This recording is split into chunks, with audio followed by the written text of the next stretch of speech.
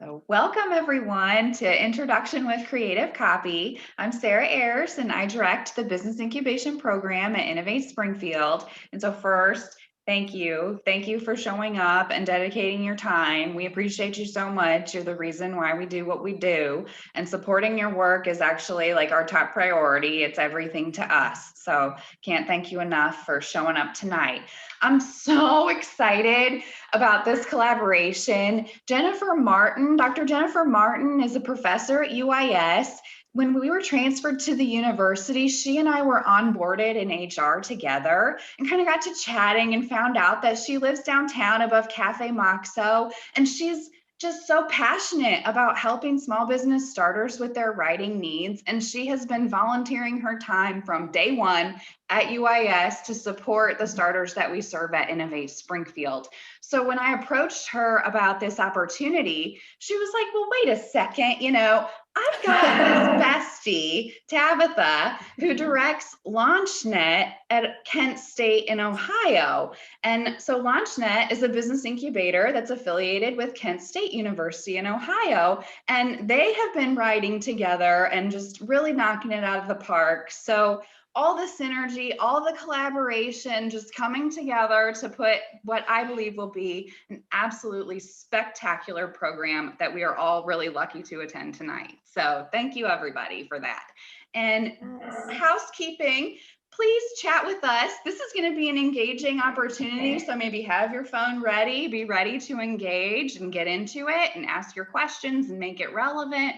We are recording this session and we will post it to our YouTube channel so you can come back and watch it later. And then don't forget to fill out that feedback survey that I'm going to send after. Your feedback is so important to us. We're going to offer a round 2. We always are looking to get better and to make this the best and most relevant as we can for you. So please fill out that survey. And with that, I think that covers all my housekeeping. I'm going to pass the mic to Jennifer and Tabitha. Thank you so much, Sarah, for that introduction. That was really lovely. Can you just follow me around and introduce me everywhere? Yeah, for real. So Tabitha and I have worked together to create sort of what we thought would be helpful and interesting for you. But anytime any thought occurs to you or you have a question that pops into your mind, please put it in the chat. I'm going to be monitoring the chat and I'll read these off, and Tabitha is running the slides. So welcome to our session. We're happy that you're here and we hope you enjoy it. Yes, we are definitely interruptible. So please don't hesitate if there's something that doesn't make sense or anything. We would love to be interrupted. Yes, we would like to not do all the talking, please. All right. So go ahead. So first, we would like for you, if you are exhausted and don't feel like turning on your camera, believe me, it's okay. But we do want to hear your voice. So if you could just take 30 seconds or so and just tell us your name. We have a slide with them. So with the questions. Oh, we do? Yes. My bad. Okay. I got ahead of myself. All right, this is our agenda. Look at it. This is what we're doing today. I swear we practiced. Evidently not enough. Okay, so we're going to talk about types of business writing after our introductions. We're going to talk about understanding your audience. We're going to give you some tips and tricks. We're going to go through some examples together, which is going to be super fun. And then we're going to take your guidance to help us prep and prepare for our next session. So now we can do introductions. And you have a cheat sheet. So here we go. I'm just going to call on people. So tell us who you are, why you are here, and what you need. And Erin is going to be first. Oh, and Erin's muted. Sorry. I'm always the lucky number one. Oh, look at that. So I am Erin Bradburn. I'm a social media manager. So I'm here to kind of learn more about copywriting. I don't have any degree in any of it. I've learned all from a mentor that I have. So I really love learning new things and growing my knowledge. So that's pretty much what I am here for and what I need from here. Excellent. Thank you, Erin. Thank you. And if you have anything that comes up, just type it in the chat. Sounds good. Thank you. Yes. And next up is Hilary. I'm Hilary. I work with Sarah at iSpy. I'm the program director for social innovation. So she works on the business side. I work on the social side. So I've been doing, social media and other kinds of communications for 8+ years in various kind of community organizations, primarily librarianship. But, it's a big shift now that we're working on other stuff. So primarily right now we're working on social media, but I'm also working on newsletters to communicate data and research and news in the social innovation field. And so that's kind of new and different to me. So I want to communicate the good stuff, but I want to make it engaging. So that's what I'm here for. Excellent. Cool. Thank you so Welcome, much for Hilary. sharing that. And hey, I want to sign up for your newsletter. Oh, good. I'll drop the link. Awesome. Leslie. Hi, I'm Leslie, and I'm a librarian. Actually, I've just been being promoted next week to director of our library. So yes. And as part of that, I write all the copy for our website. We're wanting to move more into social media, doing advertising to our students. And I saw this and I was like, this is an area I want to grow in. So I'm here. So cool. Well, thank you so much, Leslie, and congratulations. Thank you. LaShonda. Yes, good evening, everyone. Pardon my tardiness here. I am LaShonda Fitch. I am the director of Oak Ridge Cemetery here in Springfield, Illinois. I am here because I need to get the awareness out of, yes, we are a historic cemetery, but we can help as far as facilitate the pre-need planning and helping families with the difficult conversations of end-of-life services and planning. What do I need? I am responsible for our Facebook marketing and all of those things, and I don't have that experience. So I'm here to try to gain some tips and tools to improve the experience that I'm sharing on social media and other platforms. Excellent. Well, thank you so much for sharing that. And if anything comes up along the way, please feel free to type it in the chat. Clifford.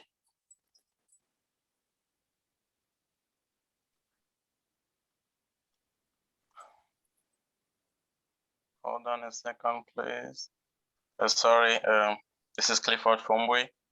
I'm a student at Kent State University. Hey, Clifford. Hey, nice to meet you. I haven't seen you in a long time. Yeah, been here, busy. So I'm a computer science student, computer engineering technology, and also a computer program writer, okay, programmer. So I'm very interested in copywriting. Sometimes it might help on my ventures and things like that. I think it might be really helpful to know more about it for the start. Thank you guys for giving the opportunity to learn. Much interested. Thank you for being here, Clifford. Yeah, welcome. Yeah. Danielle.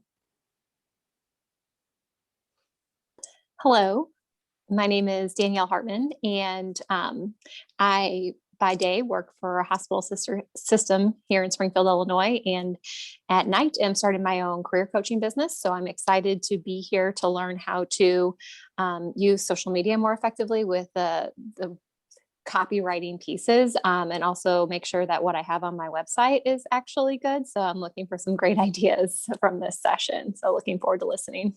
Excellent. Thank you so much. Mhm.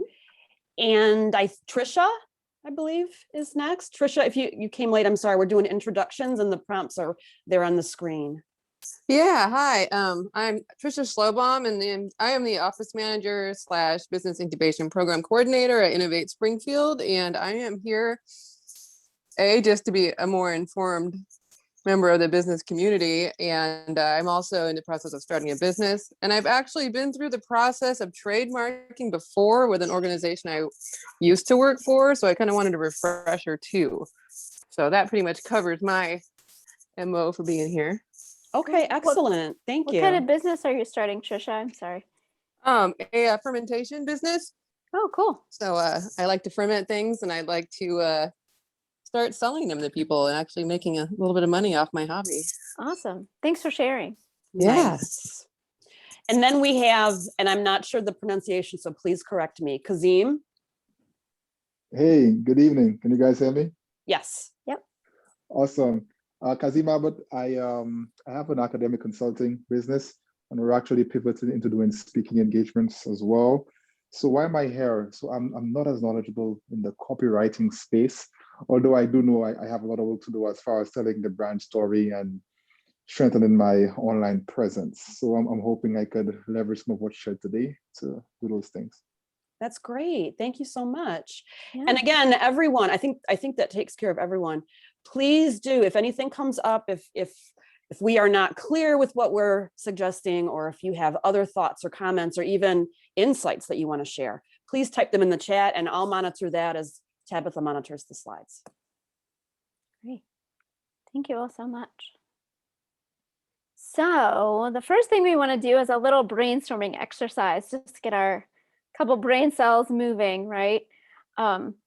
So one thing we thought we would do, we're going to do in a word cloud, like a real-time word cloud of different kinds of business writing. So all the different kinds of writing that you can think of related to whatever it is you do, starting a business, running a business, marketing, all of those things, because I think it's really easy when you first start to forget all of the different kinds of writing that goes into this process. And then I think we get a little bit into it and it starts getting a little overwhelming. So we just kind of wanted to do a fun little brainstorm. So you can go on the web, like if you just want to go on your laptop, it's this polev.com. And then if you have your phone with you, you can text to this number. So this 37607 would be like the phone number you're texting to. And then you would text this message first. So yeah. So the first, I am sharing this because I did this incorrectly when we were practicing. So the first text message that you need to send is that Tabitha mess M136, and then you can text your ideas. Yes, and then they will pop up. So I'm going to leave this part up for a minute so you can get that info.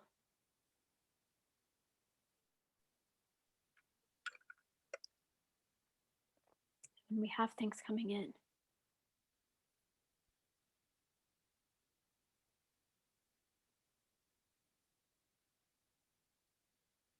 Ooh.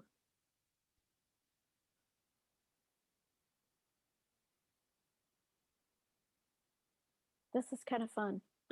I have to admit, it's the first time we've done this. I'm excited that we got it to work.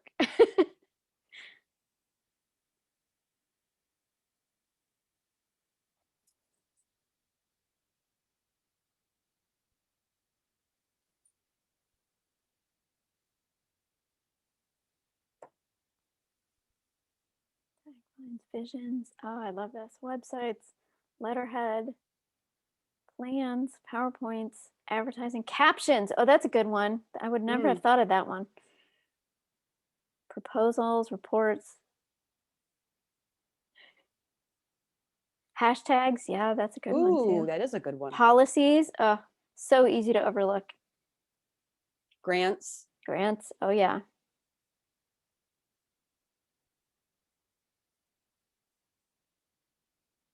Ooh, LinkedIn. Yeah, I was going to say, did someone put LinkedIn yet? Yep. Bio, yep. Press releases, flyers, yep. Reports. It says we maxed out. Okay. Oh, okay, cool. Thank you for letting us know that. Awesome. We'll go back to this. So that was super cool. Thank you guys for that, doing that experiment with us. That was fun. So I think that was really just to demonstrate that I think it's so easy, like I said, to overlook how much writing there is in starting and running a business and marketing and all of those things. That's why we're here, right? And throughout this presentation, we might throw out some different technology tools that you may be able to utilize in your own business. So we'll just share with you what the platform that we are using for the slides. It's Canva, C-A-N-V-A. And it's a very professional, really good template oriented platform. Yes, if you don't use Canva, check it out. There's a free version that does just pretty much everything you would need. The great thing about Canva too, and we'll talk some more about tools, I think, next time as well, but I always have to rave about it because especially if you're doing social media, they have a paid feature where you can actually make, like a Facebook post and then resize that post for Instagram, for Twitter, for all of the different things, for your newsletter, for your, website heading. It's one of my big go-to tools. I think if you had to take every other tool away from me except for one, that was the one that's the one I would keep. Well, I'm just monitoring the chat, Tabitha, and a lot of our participants use it. And like Sarah said, I'm an educator and my students love it and they use it to create posters. So if you want to do a flyer, a poster, check that out. Mm-hmm. I love it for presentations. As you can see, some nice presentations.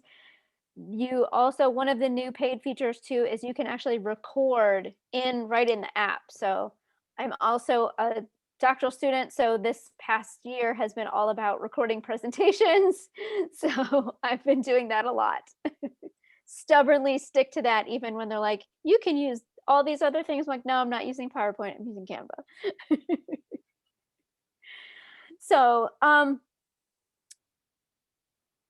in general, one of the big things, so just to give you a little bit of background, I actually work for a department at a university, like Sarah said, called LaunchNet, and we're very much like Innovate Springfield. We do kind of the same kinds of things. So basically, I talk to people about starting businesses like all day, every day. So one of the big things that I think is easy to overlook and that we talk a lot about is this idea of understanding who your audience is, knowing who your customers are or your potential customers if you haven't started selling anything yet, and really talking to them and really getting to understand what their problems are that you can solve. And this will come into play. We'll talk about this a little bit more, but when you can talk to customers and hear them talk about their problem, it really makes a huge difference because then you have the words that they're using and you don't have to guess how to word your solution because they're telling you. And so to be able to mirror those words back to them, I think is very powerful. So that's one of those things, just your words alone, understanding where they're coming from, what their problems are, how do they talk about this problem? Because the other thing is when you're looking at things like website and even design, just because I like a certain style of website doesn't mean my customers like that style of website, right? So we have to remember to always put ourselves in our customer shoes and think about what is going to appeal to them. One little tip, if you're not sure, a great way to do it is, kind of do a little spying on your competition. Look at what are they doing? Look at the Instagram pages and the Facebook pages that the people you want to talk to, where are they? Emulate those styles of conversation, emulate those colors and that kind of aesthetic. And that goes a long way, I think. And just to add, the thought just occurred to me, how can you improve upon it? What can you put into your content that maybe is absent from those of your competitors? For sure. Because it's always easier to look at someone else's stuff and go, oh man, they should have done this, this, and this. Well, there's a perfect opportunity for you to do it better.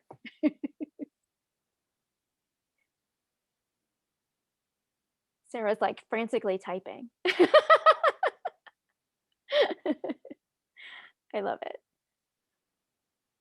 So we have a couple like do's and don'ts, but really they're don'ts and do's. I guess we put them in the other order. I like to end on a high note, end on a do Yes. and not a don't.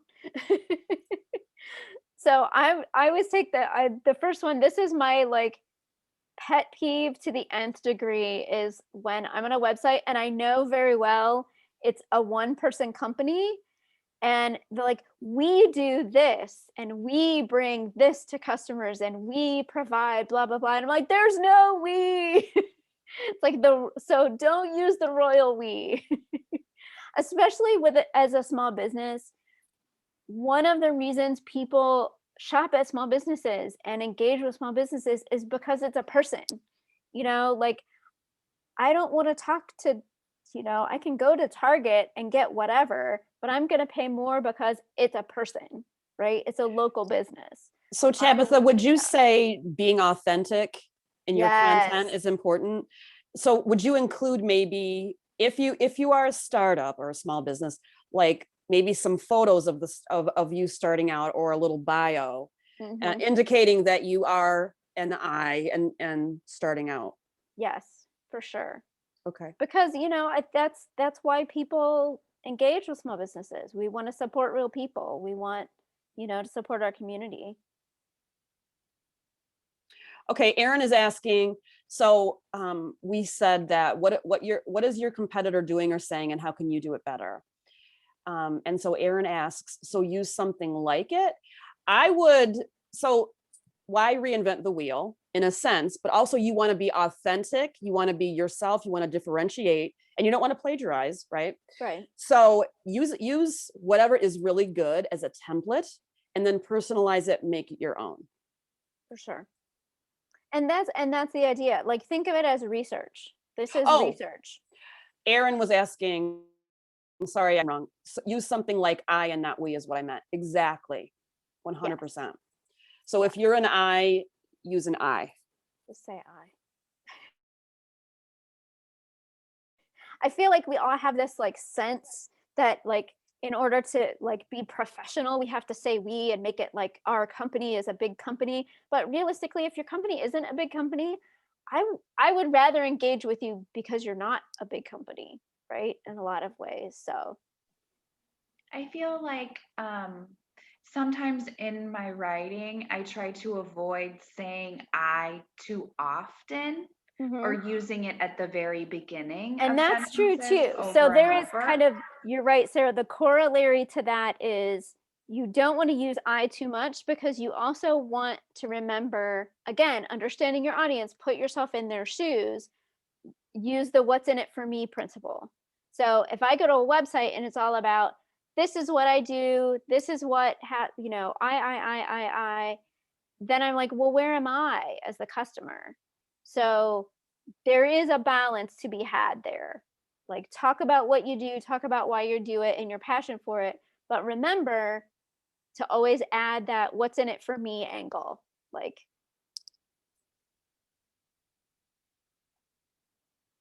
so remember to mention your audience too, in a way. Yes. And how your customers will benefit from your product or from your services, right, and what you do for the customers. Yeah. And I feel like, you know, what's your solution? Yeah. I feel, well, you definitely want mentors and editors and helpers to review your content. You know, the more the merrier. Yes.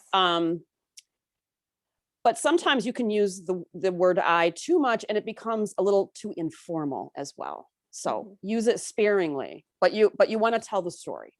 Yes. As a small business owner, I yada, yada, yada, and value to your life. Yes, Sarah. Yes. Yes. Yes. All right. So, you know, you want to avoid typos and grammatical errors. So sometimes, and I was an English teacher for 17 years before I became a professor. So I have seen a lot of errors, and I have also made a lot of errors. And I do consider myself a writer, but that took, you know, almost 40 years for me to actually consider myself a writer. But sometimes your brain does not catch things that are errors. So something that is going to sound really simple, but it's effective, is to read your text out loud. Yep. And that way your mouth is catching what your brain is like glossing over. So that's one tip. But also, I'm here to look at stuff. Sarah's here to look at stuff. Tabitha's here to look at stuff. If you want to just get some feedback, it's always great to have another set of eyes or a couple look at your things before you publish it. What do you all think about Grammarly? Tabitha, do you want to take that one? I have seen it. I'm familiar with it. I don't use it a lot myself.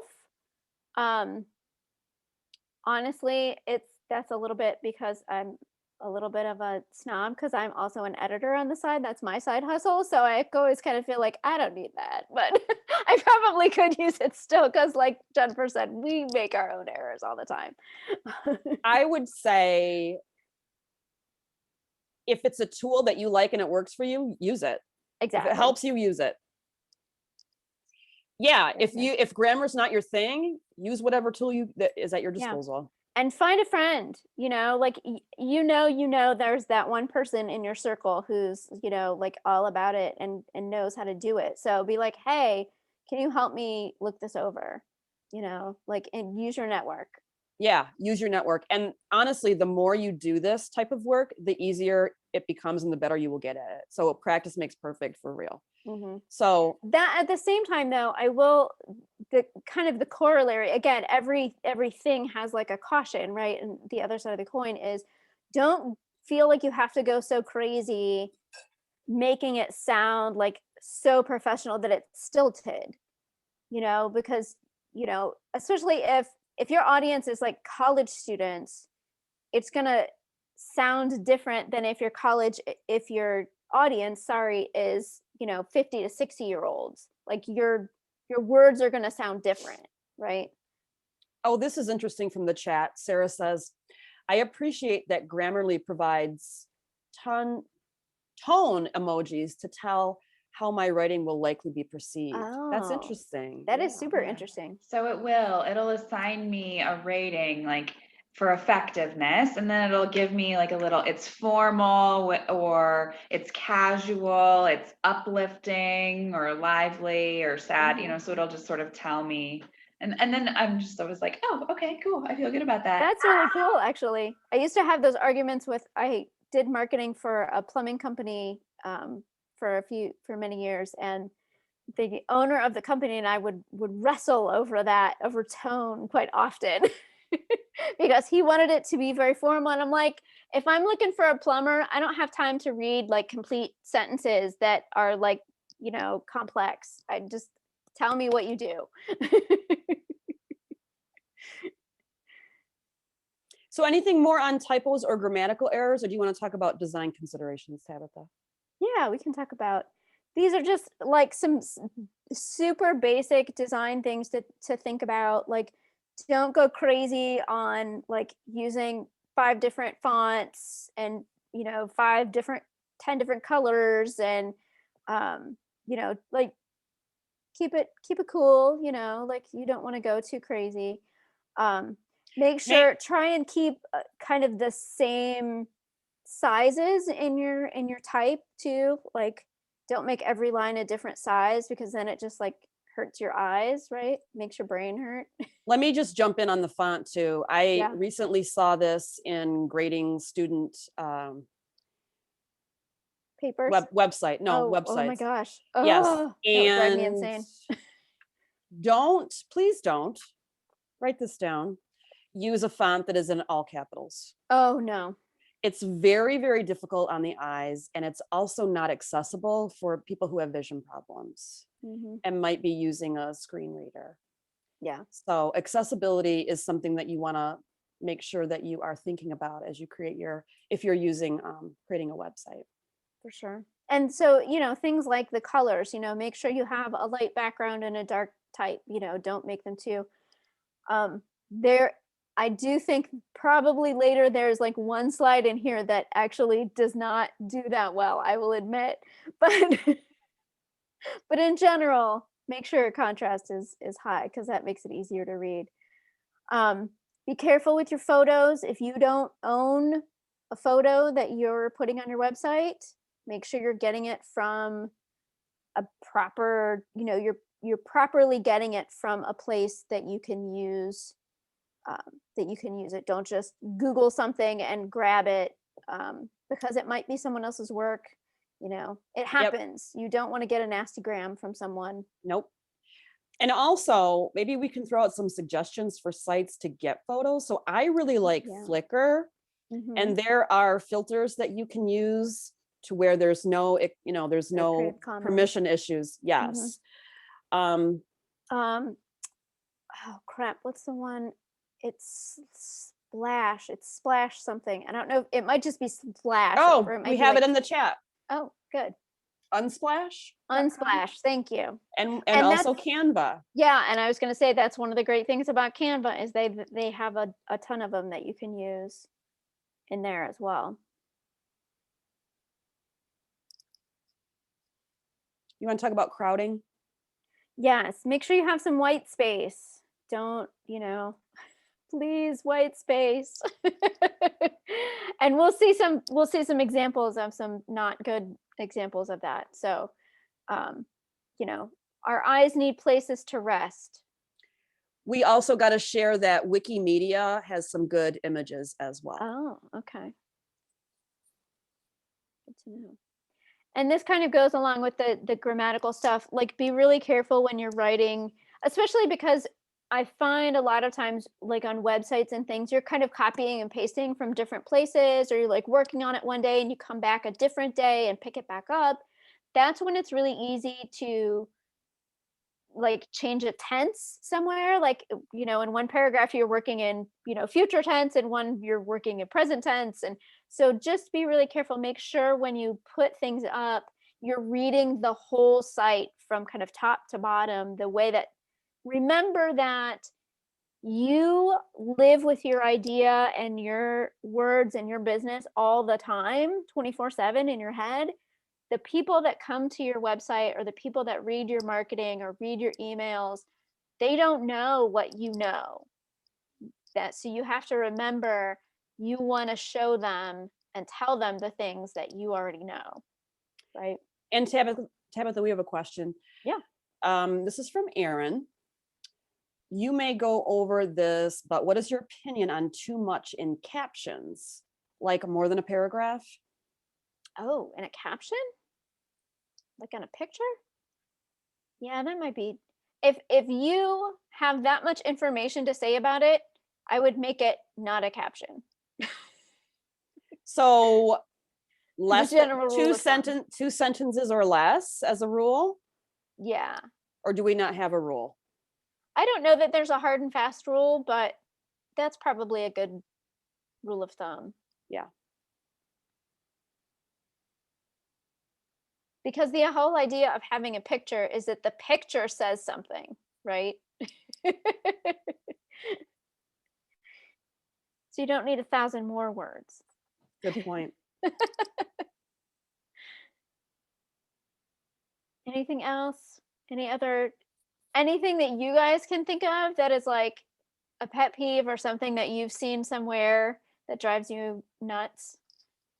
You're like, please don't do this. The dots people use in captions. Do you mean an ellipsis, like what you typed after the word captions?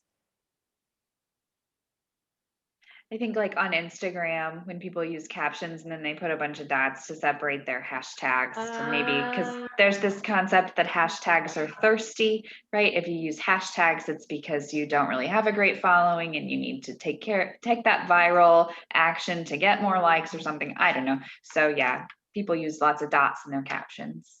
Got it. Okay. I didn't even think about that, captions in terms of like Instagram. Sorry, that wasn't my first go-to. But yeah, and I mean, hashtags are good. You definitely want to use them, but you also don't want to overuse them, because I think there are times when, exactly what you're saying, Sarah, that it can look a little too desperate. Like, use the ones that are appropriate, you know, so that people can find you, but don't go crazy. Like colors and fonts, you know, just don't go nuts. Right. And we got a dislike white or light colored text on a light background. Oh, for sure. For sure. All right. Some things to do. So we talked about using I. You know, if it's really you. If you are more than one person, use we, that's fine. Just tell us who we is. Be authentic. Yes. I think that we could just put that over all of this and that would kind of cover everything. Be authentic. And tell your story. That's part of, you know, one of the reasons for me, at least, that I spend money with small businesses is there's a story there. So tell us your story, right? What would you say if you were in person? You know, if you make things, if you ferment things, for example, and you're at, you know, a market and you're talking to people, what kinds of things do you tell them about your business? What kinds of things do you tell them about how did you get started doing this? This isn't a thing like just anybody, you know, picks up. There's probably a cool story there. Tell us. You know, that's engaging. Another option, you can do this on your website. This is a great thing for social media, especially, is show your process. So if you make something or you create something, or, you know, social media is great for kind of behind the scenes things. So even if you know, work in office, show us how something happens that normally we don't get to see. There you go, Sarah. I actually have a friend who does that. She does process videos of how she does those kind of illustrated notes. And I think it's fascinating. Those are the kinds of things that are really engaging.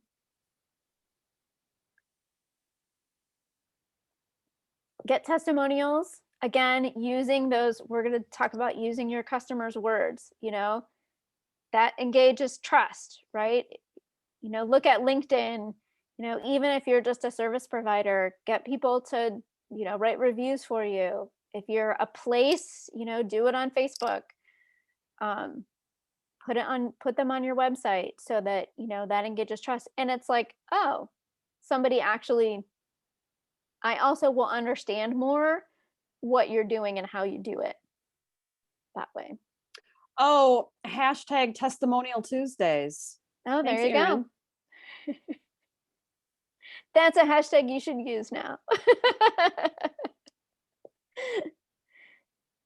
And again, you know, use your customers' words back to them. That, you know, that's how you know you're in the right place, right? You're like, oh my God, that's exactly the problem I have. I'm so glad you said that. Now I want you to help me fix it.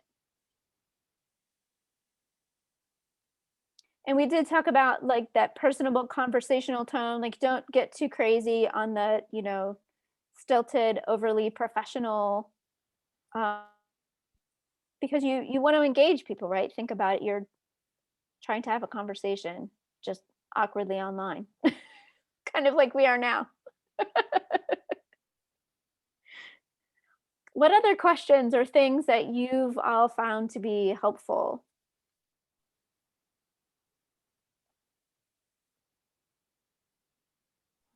I feel like the origin story, the remember your why, your unique advantage, like you're saying, people really, they're attracted to you as an individual, and then the value that you stand to create for them, right? So it's important that you let them know that you are the best person to do the thing that you're doing. And so hearing those little nuggets about what brought you to the thing that you're doing and why you have the passion that you have, I think is always the most compelling.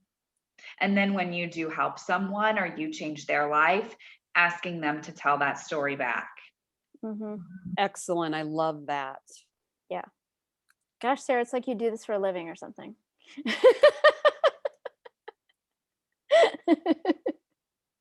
And that was one thing that we didn't put in here, and I think someone used these words earlier in their introduction, talking about your brand story. So when, you know, there's a lot of talk right now about your brand and your personal brand or your professional brand. And I think sometimes it gets overused. And I think sometimes we get confused. Like if you're not fully aware of like, what does that mean? You're like, okay, we're like tossing this word around, but I don't know that everybody really gets it all the time. I think this is a good moment to maybe talk about that all of these things we're talking about is your brand. Like that's your story. You know, it's not just the colors and the fonts you use. It's, you know, but it is your aesthetic, but it is your story. It is your why. It is your value proposition. It is all of those things put together. And in order to create it, you want to maintain some consistency. So I know you've probably seen, you know, if you go to Instagram pages and you can tell like uber curated, like Instagram pages, like all of their little blocks all kind of go together and they all like make a fancy design or something.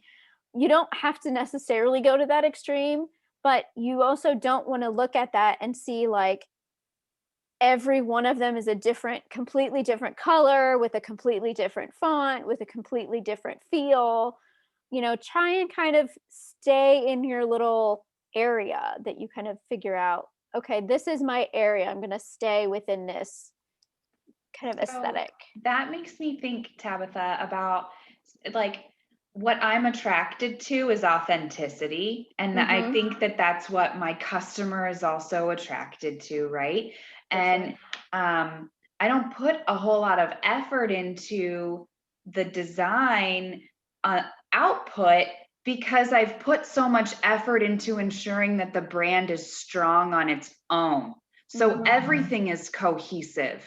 No matter how I jumble it together, it still all looks okay together. That's correct. Yeah. So, and I think those really uber hyper curated and clean, you know, I'm less attracted to that because it doesn't feel as authentic.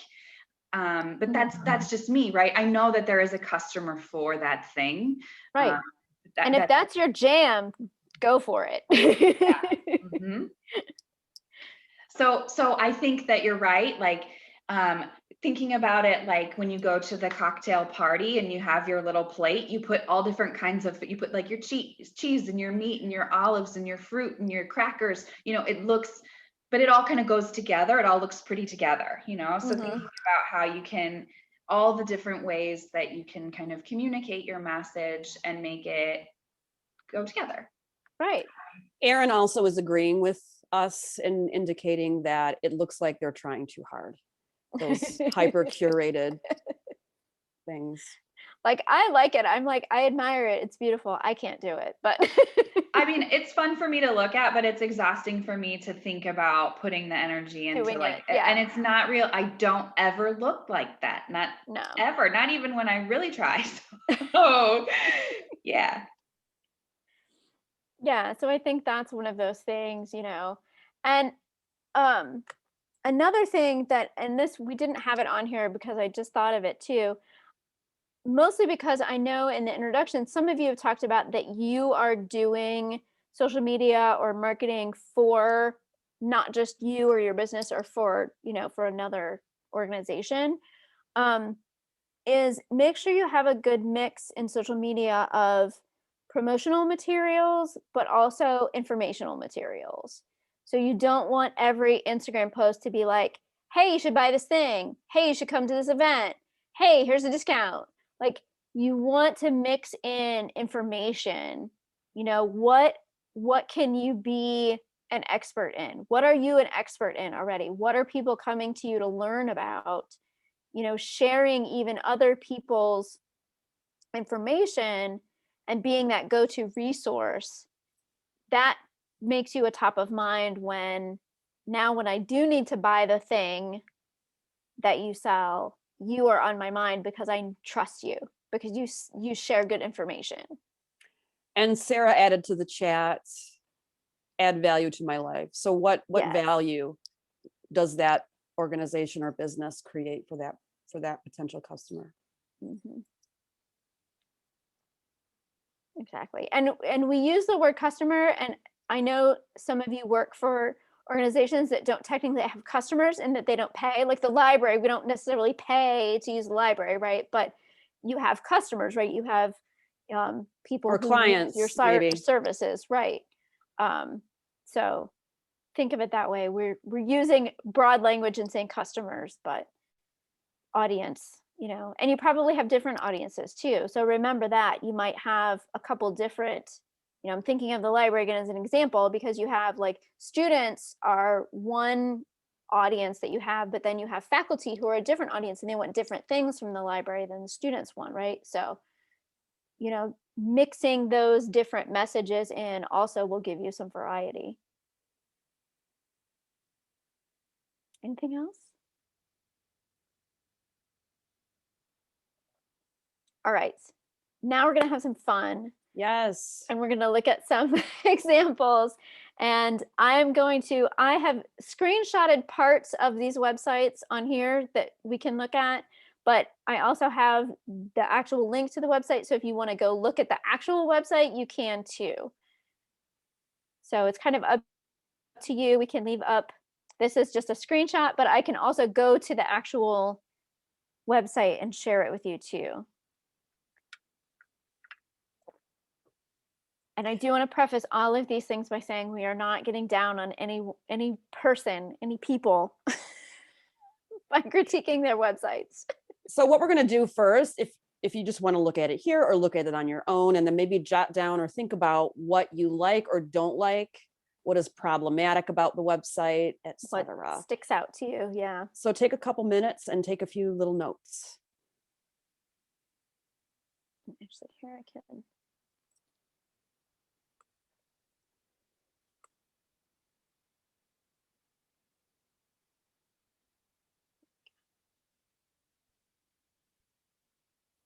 Where you can see the whole.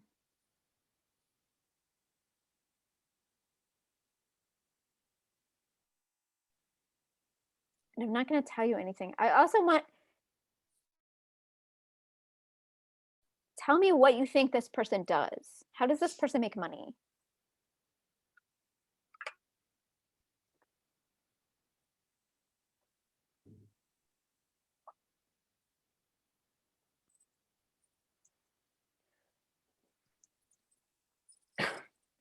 They don't. That is so funny. He's a magician. I assure you he does. Just kidding. No, that was awesome. But that was very Thank you. good. I like that. Magician is a guess that we have. In that bow tie, I think that's a good guess. Educational material for young adults. Professional speaker or a presenter. Are any of those correct, Tabitha? Yes, he is a professional speaker. Yes. It's kind of hard to determine, honestly. Right? Aaron. Exactly. Which is exactly why I asked. And you know what I asked? I said, what is perceptionology? Me too. That's what I asked myself. Also, I asked myself, does he not have anyone who looked at this to tell him? Just no on the red font. That maybe he should have updated it since 1996. Yeah. So should we ask our participants what they liked or didn't like? Please. How about unmute or raise your hand? I think we can just unmute. Okay, Hilary says, I instantly don't trust this dude. I agree. And I do not disagree. If I had seen his website before I had met him, I would completely agree. I don't like a black background or yellow. Mm-hmm. Yellow is a hard color. Either you love it or you hate it. I also hate yellow, so. I think that there is a lot of information in one place. Yes. Yep. This is exactly what we talked about when we were like, leave some white space. Don't LaShonda, crowd. oh, I'm sorry, Tabitha. No, go ahead. LaShonda says this page is busy, too much text. Yes, agreed. Too busy and too much text. Yes. Yes. We got that comment twice. Yay. Yep. And I have contacts in right now, which, why did I do that when I'm trying to look at little text? It's not good. No. I can't read it. It's not accessible. Colors are horrible and don't go together. Yep. Sarah, you're an artist. What about complementary colors? How big of a deal is that for us? I mean, I feel like you need to be strategic about your brand and your design and what you're trying to convey to your audience.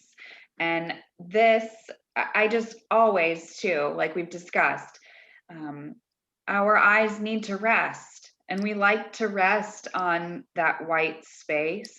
So really, unless you're doing something totally radical and exciting and you have that brand strength to be able to take that risk, I don't think that it's a safe place to be. Also, like, what is your industry? I did a program earlier this year about the psychology of design and marketing, because if your bank changed their brand colors to like hot pink and gold, would you still trust them, right? Like, so you can, and then just who are you and what's true to you? So I would definitely do some research on, you know, color and just on things that you are seeing already out there with respect to your audience, to your customer, and what they're attracted to. Exactly. And Aaron also indicated that there's no white space at all here. Right. Literally and figuratively. And also, I have always been told to stick to neutral colors, just different tones of these colors that are professional. Mm-hmm. And of course, you know, the irony here, what is the tagline? How you are perceived is your reality. That is so ironic. So, and you see why I asked, do you know what he does from this? And you all responded that it's really not clear what he does, right? I mean, you can kind of see that he's speaking there behind a bunch of like people's bald heads, but like, no offense to people with bald heads, but you know, like if this is my website, I don't want to be the smallest thing on here or a floating head in a bow tie. This is not making him look appealing. With only one shoulder. Yeah, exactly. Anything else, people? I feel like the only way this could be worse is if it played music. Truth. And like like a carnival or a carousel theme. How does this website make you feel when you look at it? I mean, it doesn't make me feel calm. It doesn't make me feel, it kind of makes me feel. Does it make you want to hire him as a speaker? Well, we're getting some comments. Overwhelmed, headache. It feels very dated, 100%, all of those things. Yeah. Yeah. I'm not going to ask him to speak. It's me. I feel like the combination of these colors is triggering, and that is something that you can. Red is a triggering color. Experience. It's yeah. So, along with that blue, and it just no. Mm-hmm. Yep. Oh, Hilary says also with his last name and the Burns quote, he 100% owns a kilt.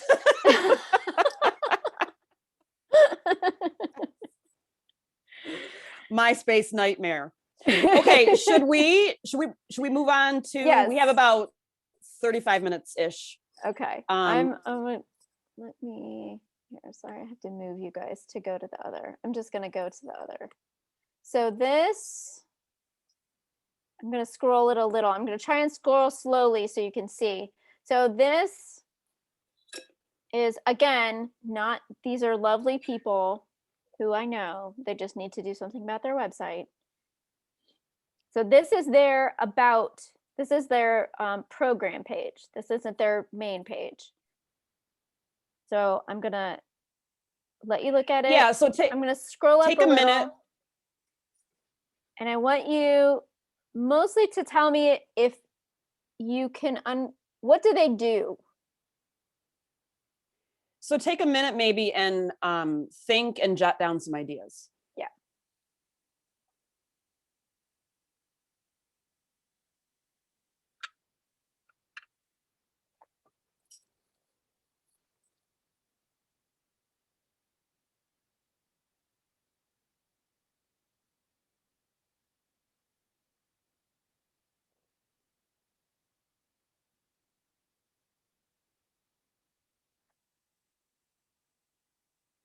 All right, we're getting some ideas, so I'll just share a couple of these. Yeah. It looks like a school, leadership development.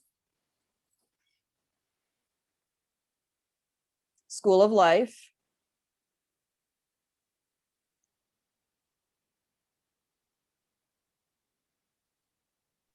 It's the Life Institute, right? Mm-hmm. The Cleveland Life Institute. Erin says, I'm not sure, but the text is vague. Mm-hmm.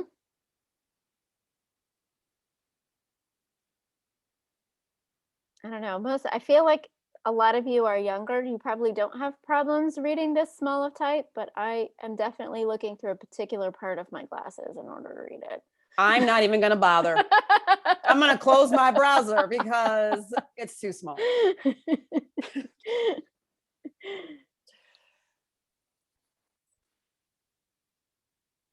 Different kind of headache. Yep. Mm-hmm. Yep. Various people are having problems understanding School of Hard Knocks.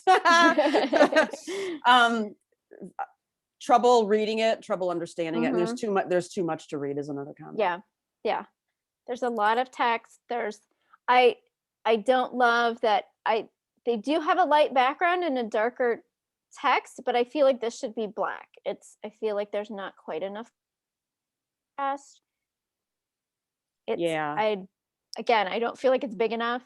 And exactly, you all got to where I kind of led you a little of tell me what they do.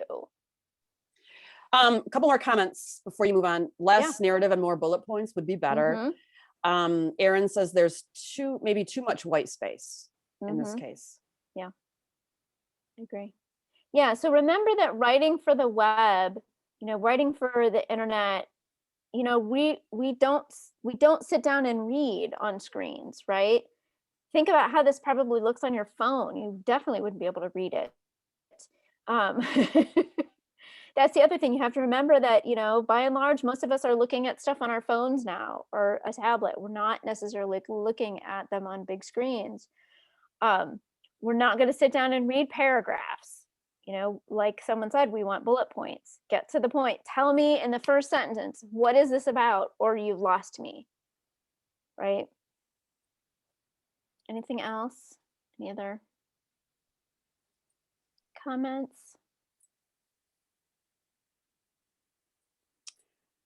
Yes.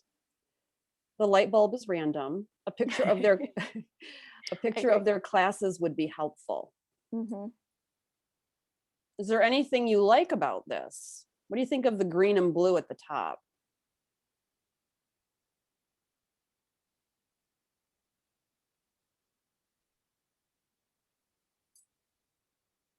I like the blue and green, but maybe more of a dark green.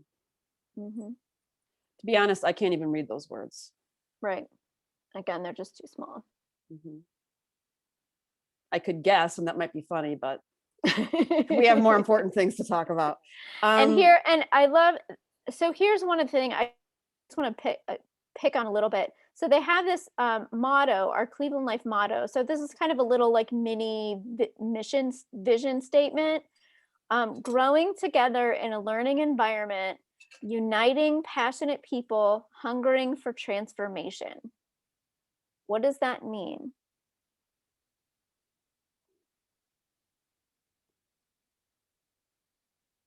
So this is one of those instances where you think that you're saying something because you've strung a lot of words together that feel like they mean something. But when you read them all together, it's like, well, that doesn't tell me what you do.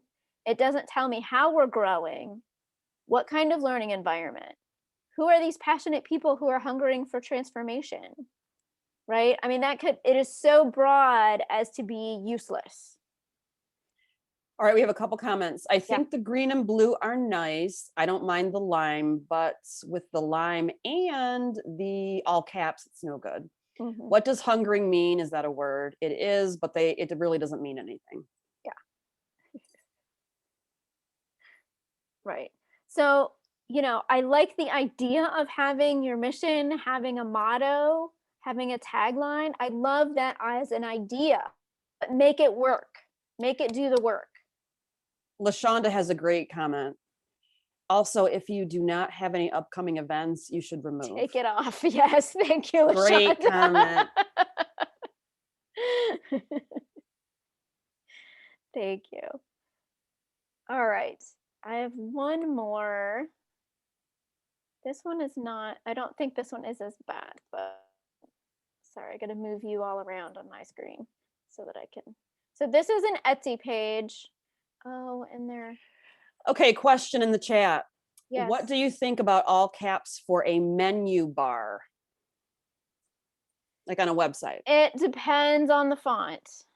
I think it depends on the font. It depends on how big it is. It depends on the rest of your, I think it can work in the right font. Sarah says no. So maybe err on the side of caution. Yeah, in general, yes.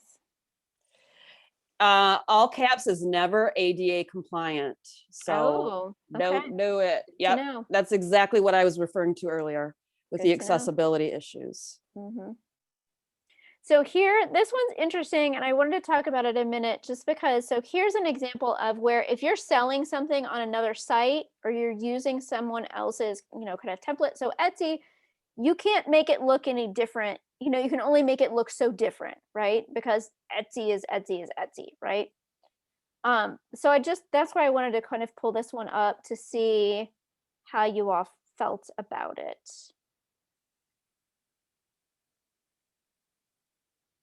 Because some things we can and can't control.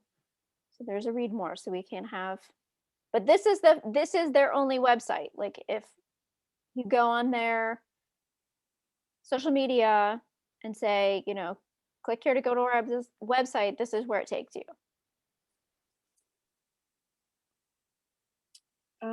Hilary thinks it's cute. So maybe jot down a couple ideas. Mm-hmm. Positive, negative. Scroll down a little bit more so you can see a couple more of their pictures. And prices in case you're, in the market for some soap. Yeah, LaShonda just said that. You know what they are selling for sure. Yep. Aaron says tiny text, but good layout. Yeah, Hilary has experience with Etsy, and it's difficult to make your page unique. Mm-hmm. So in this one too, focus, once you're kind of over the big aesthetic, focus in on the words, because that, in this case, that's really what you have control over, right? You don't have control over the overall design. You have control over your photos and you have control over your words. Mm-hmm. You want to read this, Tabitha? Oh yeah. Oh, thank you. That's a good. So this is Blip and Branch, handmade soaps and pottery. Local friends, I am so excited to see you all again. Stop by and say hello at the Hell Meadow Countryside Farmers Market. I'll be there the first Saturday of every month, 9 a.m. to 12 p.m., starting in May of 2021. 4040 Riverview Road in Peninsula, Ohio. And we are so excited to also attend the Crafty Mart's Beginner Maker Launch Market on May 15th, 12 to 4 p.m. in Akron, Ohio. I hope to see you at one of these events. And if you are only able to shop through this site, I hope to find a good pace for keeping this space filled with fresh batches as well. Thank you for your ongoing support. It really does mean the world. Truly, Rebecca. So what does everyone think about that text and how it sounded and how it's phrased and how it's laid out? And I'm just going to go back to the chat. Yeah. LaShonda, I like the customers are raving over us. Good layout. It's personable, the text. Mm-hmm. Maybe too much to read. Mm-hmm. Other thoughts?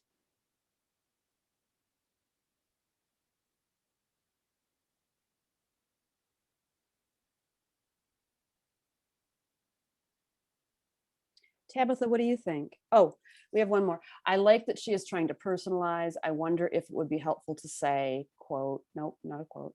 I'd love to meet you in person. Come shop if ... Yes, I love that. So she does, yeah, so she does what one of, we talked about using I, we talked about that personable, you guys caught that personable tone. One thing for me that I wish she had done more of was tell her story. If you didn't know her, I mean, there's a bajillion soap makers on Etsy, right? How do you set yourself apart? I mean, besides just the design of your soap and your things, tell me about, why these flavors. I always say flavors. My kid makes fun of me all the time. Like, soap doesn't have flavors. I'm not eating soap, I promise. But, like, I want more of her story. And yeah, definitely, local, put that information. I don't think that needs to be first. Like, if I'm on your Etsy site, I'm not necessarily, I want you to buy something off my Etsy site, right? If you're here, I want you to buy something here. So back to the chat, a little ambiguous if it's an I or a we. Mm-hmm. And rewording needs to happen in some instances. Mm-hmm. And ending with the local thing, I think that's what this comment means, would be better. Yeah. I'm gonna just really quickly, I want to click on one just to see, and I haven't looked at this before, but one of the things that we had talked about, and I don't remember if it was in the word cloud or not, but product descriptions.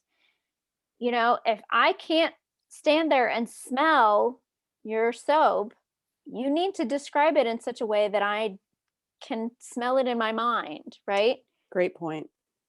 So lemon poppy with lemon and Litsea, cubeba, essential oils, and organic poppy seeds. So some of this too, you have to remember when you're writing this, you need to put those keywords in there so that things will come up when people are searching, right?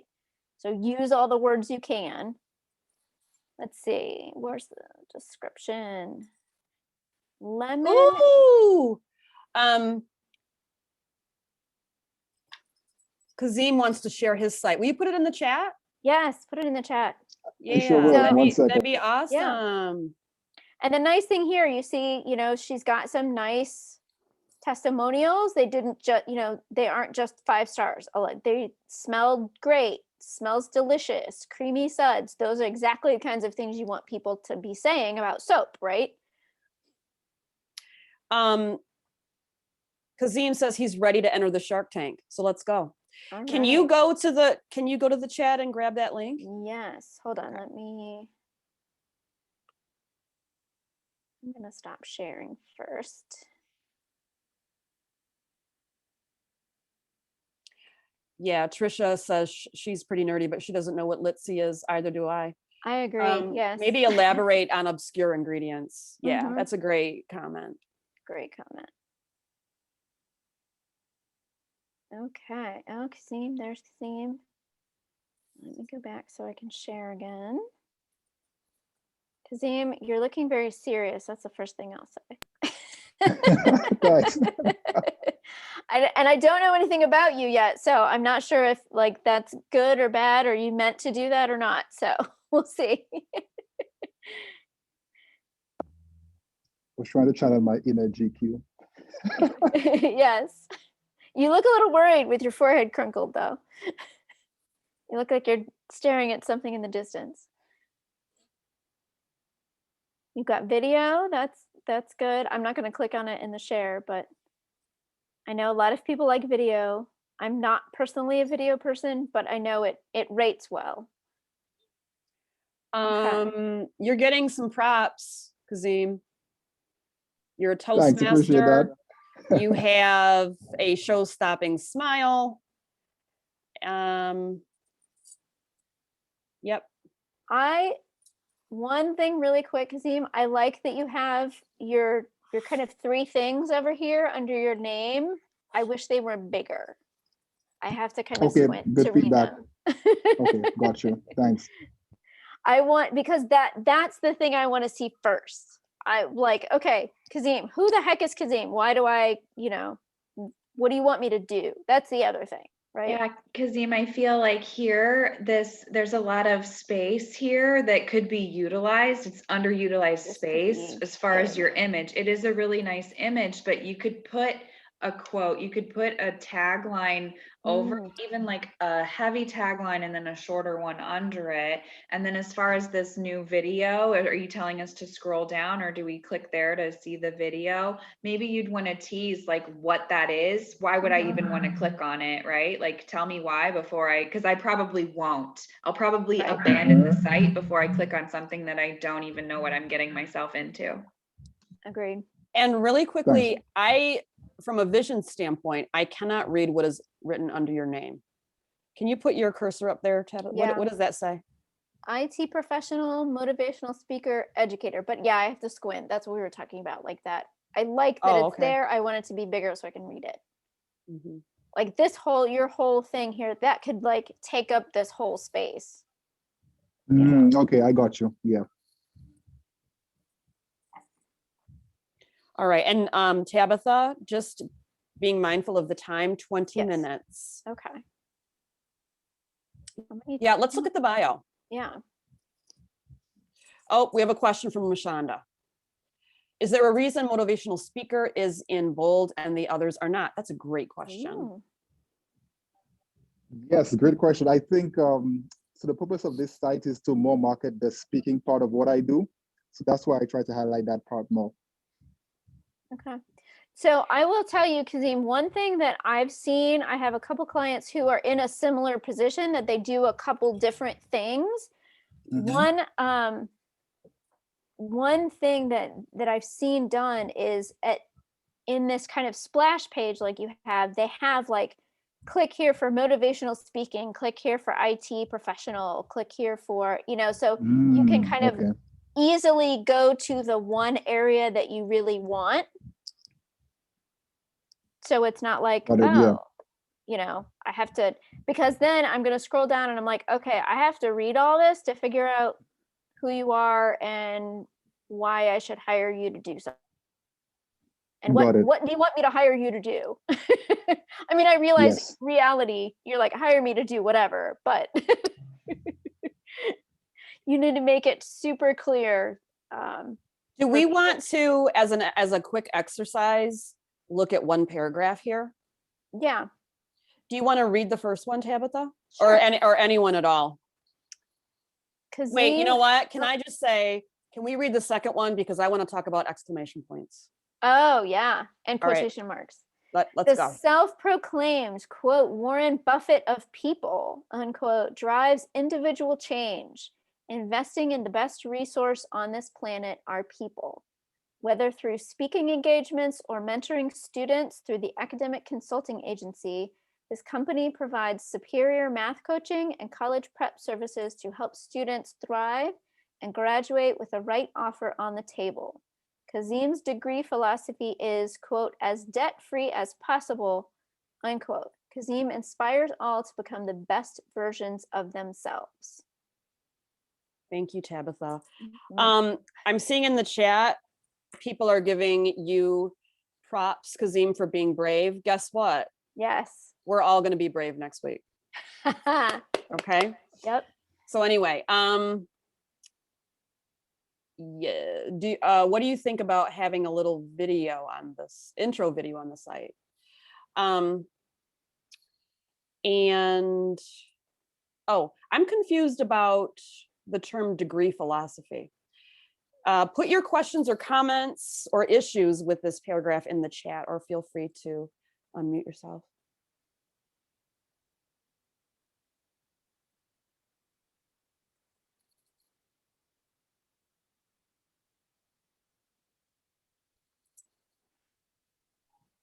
Okay, Jennifer, now you're in Cincinnati, huh? What you just said, Jennifer, I think, yes, as you said it, so I know what I meant, but I think for the person coming in cold, that degree philosophy could be confusing. I think there's a better way I could say that. So that's some good feedback. I appreciate it. Excellent. I'm glad to provide it. Yes. And Kazim, thank you for pulling the previous conversation. That was perfect. Like nice wrap in there. Tabitha, what do you think? Oh, I'm not a fan of exclamation points. I use them constantly when I'm texting and sending emails, but I really need to edit myself. And because I'm trying to communicate exuberance and informal communication, but in in a website, I don't love an exclamation point. Tabitha, what do you think? I agree with you. And especially now, Kazim, I will give you props because it is really probably the most difficult writing in the world is writing about yourself. Yes. I think everyone will agree that is the hardest thing to write about. So props for doing it, props for sharing it. But yeah, it's hard because just like we were talking about the royal we, you want to talk about yourself in the third person. You know, you wrote this and you're calling yourself Kazim, right? Right. So I would love for you to talk about your story. You know, I'm kind So of first reading person, ahead. Yeah, talking about your promised full ride scholarship. Like, I want to know that story from you. Like, what did that feel like? Like, this happened to me and I want to make sure it never happens to any other kids. Right? You know what? The thought occurred to me, what does the Warren Buffett of people mean? I mean, I know who Warren Buffett is. He's rich. Right. So what is That's all we know about him. So what does that mean? So you know what, Jennifer, I think that's just it, right? I'm trying to get them more curious, and maybe they might get like, okay, this is confusing. But what it means is, you know, Warren Buffett invests in businesses. I invest in people, and I think I may have taken it out. Yeah. Okay, gotcha. Yep. I think I took it out. Yeah, and that's usually that I find oftentimes having a conversation like this, you end up saying what you mean, and then I go, write that. Got it. Now, Tabitha, do any of the participants have any other thoughts for Kazim? And Tabitha, 14 minutes is our time. Okay. We'll let anyone else if they have a couple questions, and then we'll go to our big questions and wrap up. So Tabitha, for the bio, do you think I should include like a small video embedded version for the bio? You could. Okay. I would say don't. So here's the thing about video. Everybody's like, rah, rah, rah, rah, video is the thing right now, right? And I get it. A lot of people like video, but not everybody likes video. I will not watch videos online. So please, for the love of me and every other non-video person in the world, give us text too. Okay. Agreed. You need both. Yeah. Plus, Google can't read videos. Google can only read texts. So if you want to get on Google, you better make sure that those words are in text. Aaron, I'm sorry if we overlooked your question. Can you unmute and ask it again? It kind of just addressed it. I was asking about having like an intro video on the site. Okay. And I've seen that done well, like in this, like right here, instead of having a still picture, you could have kind of a little video. Be careful that it doesn't need sound, because like most people have their sound turned off, right? Make sure it actually tells me something, you know, because if it's a video of something that you do that actually shows you doing something or shows, you know, like make sure it has a reason to be there. It gives me new information. Yeah. Like, Kazim, I love that you've got a speaking video here, for instance. And that picture is fantastic. I love it. You know, and I would love like you working with some students if that's one of the things you want to focus on, right? Agreed. That's one of those things. Visuals, what you want them to tell a story very quickly. I would have, you know, not a pose picture with students, but actually doing something, showing the work. Can you go back to our slides, Tabitha? Because we have 10 minutes. Okay. Thank you, Kazim, for sharing that. That was a really fun exercise. Thank you. This was really good for me. I appreciate it. Thank you so much.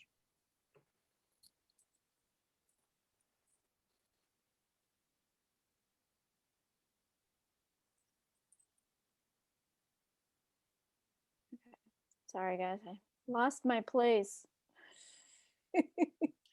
Okay, Leslie shares, I find video examples and step-by-step text is so helpful. Agreed. All right. Questions?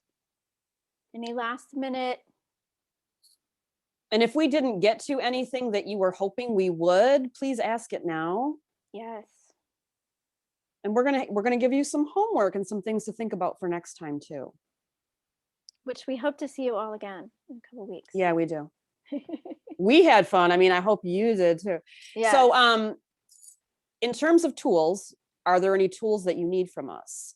In terms of tech tools, in terms of process, in terms of writing, anything at all? Yeah, jot down like, hey, I really need something to help me figure out how to post enough, on social media or something like that. I can give you some tools for that. And if you need more time to think about this, you can send your stuff to Sarah, send your ideas and thoughts and questions and needs to Sarah, and she can get them to us. Also, in terms of homework, we want you to bring something like Kazim did to the table next time. And that doesn't mean don't come next time. Okay? So write something new or bring something that you've already written to share and get feedback on. Mm-hmm. And we'd also like to know, what are some other things you want to know about? And you can tell us now, or you can think about it and share it with Sarah and when is our next, do you mind sharing, Sarah, our next date? Yeah, it's May 27th, and I can drop the link in the chat too. Awesome. I have something that I think I would be interested in learning more about. Awesome. It's kind of the process of how you guys start your writing. If that makes sense. Yes. That's a great question. Do you want me to start? Go ahead. Okay, well, I don't have a business. I mean, I'm an educator, so it's a little bit different. That is your business. But yeah, true. When you've done a lot of writing, you can pull I don't like the blank page, the white page. I struggle with that. So I often will pull something that I've written before and use it just as a starter so that I have something on the page, and then I will massage it and go back and change it and things like that. So, and what I was suggesting earlier is that you look at somebody else's writing and use it as a template, follow the same structure, and then just write over it and rewrite your stuff. Does that make sense? That's my process. Mm-hmm. No, I agree. I'm with you on hating blank pages. And yeah, and that's the thing, like, don't be afraid to reuse things from different places. If you've written something, you're like, man, I wrote this really nice blog post, or a nice Facebook post, or, use those words again. It's okay. Some repetition is actually good. It's kind of that same, we have to see things like 7 times for them to stick in our head. So don't feel like you can't reuse things you've already written, especially as a starting point. It might end up looking completely different from when you started, but at least it helps you get started. The other piece is, like I said, put yourself in the shoes of your reader, of your customer. Like, what am I, go to other pages and say, okay, if I'm going to this page, this is what I'm looking for. Is it there? I kind of start that way too. Hilary shares, I start with an outline for longer bits and dig until I get to the absolute bones of what I'm trying to say and refine that before I build on top of it. It's a good call. That's a great idea. Any recommendations for tools to schedule posts on LinkedIn or Facebook? Hootsuite, that would be my recommendation too. Hootsuite is one. There's another one Sprout. called Buffer, Buffer. There is a free version as well. And the nice thing now with Facebook and Instagram, you can actually schedule posts in Facebook for Facebook and Instagram. So, if you're in there anyway, schedule them out for the week. Erin says Erin said Hootsuite, Sprout, and Buffer, but she's had a couple problems with Buffer. Do you want to share? I've had a couple lately too. So with social media management, I use a lot of different, and I've tried a lot of different. So with Buffer, my problem has always been, like, with the free version, you don't get if you use first comment, you don't get that with the free version. And then I've had problems with them having connection problems. Yes, they've been having connection issues lately. I agree. Actually, how do you like Sprout? Sprout, I use, sometimes it's really expensive. But I really don't use it that much to really have that much of an opinion on it. But I've heard a lot of like people that use it a lot love it. What was my other thing? A Kino Square. I just heard about this one, and one of my clients uses it for her other page, and it gets a lot of analytics. Okay. And it's free. Okay. And the other thing is Canva does have some scheduling in it now too. Yeah. I haven't used it a lot, but I know it's there. Erin, can you type that in the chat, the one that you just mentioned, with the analytics? Yeah. I've used the Facebook scheduling before, and I actually use that now instead of using Facebook on Hootsuite or anything. But the only thing that I don't like about schedulers is your Instagram has to be connected to your Facebook. Yes. I don't like that. So as you can see, there's no perfect solution. Exactly. You got to find which one works for you. Like I use like 2 of them for different companies that I have. And like I have tried to use Hootsuite over the years, and something about it just totally rubs me the wrong way. I hate the UI, so I can't use it. So well, we have 4 minutes left. This is our last slide, right? Or no, let's share our contact information. Our contact info, yes. So this is us. Feel free to screenshot it if you want, or jot it down. And like I said, if you have things you want for next time, you can share them with Sarah and she'll get them to us, or you can just contact us directly. But do you remember what your homework is? Anybody? Don't make me call on somebody. That's the teacher in the room. Erin, sorry. It's okay, it happens all the time. Bringing something of ours to show. Yes, thank you. Oh, Danielle. No, I was responding. That was the homework. Have something to share. Oh, I thought you really had something to share. I'm sorry. I knew the answer to the question. Yay! We liked hearing your voice though. Leslie has a question. How important is it to have different kinds / types of posts on different social media platforms? Oh, are there any tools you need for next time? No, we're going to give you screen sharing ability, or if you have a link that you want to share with us, you can put it in the chat and we can pull up your writing. Or there's a way in the chat that you can attach a document so that we can access it and pull it up. So all you really need to do next time is bring your piece. Oh, I'm sorry, I should probably clarify. I thought that was the question, was did we have any tools that we needed you all? Or yes. That is part of your homework. You're right, LaShonda. Okay. I'm sorry. I'm sorry. I wanted to make sure, misunderstood you. did I write that right? That's all. Writing is hard. That's the lesson. Yeah.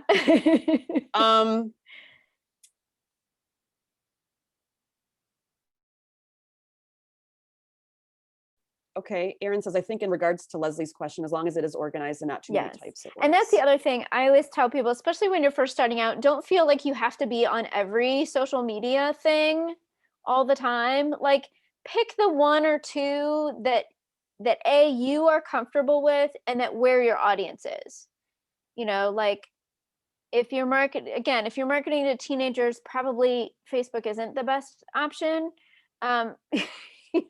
Just because their grandparents are on Facebook, so they don't want to be on Facebook, right?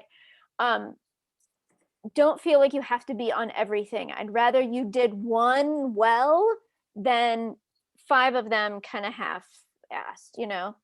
Like that's more effective.